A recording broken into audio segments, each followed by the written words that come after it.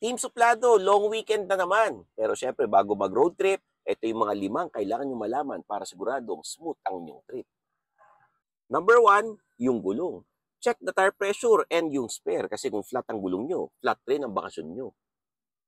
Number 2, fluids. Hindi lang pineapple juice yung dinadala nyo sa road trip. Siyempre, kailangan ng engine oil, coolant, brake fluid para iwas overheat at iwas aberya sa daan. Number 3, yung battery. Kailangan isang click lang, aandar na kagad yung sasakyan. Ayaw mo ng road trip na nagiging bad trip. Number 4, yung ilaw. Kailangan nakikita ka nila at nakikita mo rin sila, lalo na kung babiyahe ka sa gabi. Number 5, syempre, emergency kit. Kung ano man ang mangyari, at least ready ka, lalo na kung may sabi. And number 6, kahit napangit ka, at least smooth ang biyahe mo. O, yan ang mga kailangan nyo i-check bago kayo mag-road trip. Mas okay na prepared ka kaysa ma-stuck sa highway. Iwas aberya. So, ano ba idadagdag ninyo sa checklist? Comment na kayo. Like, share, subscribe sa Suplado Motors. Kita-kits sa next video. Bye-bye!